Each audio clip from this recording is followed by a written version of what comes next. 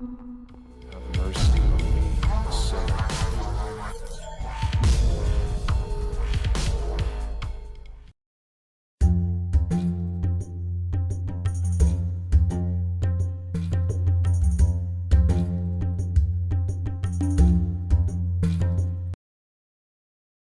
В мире много классных аэропортов.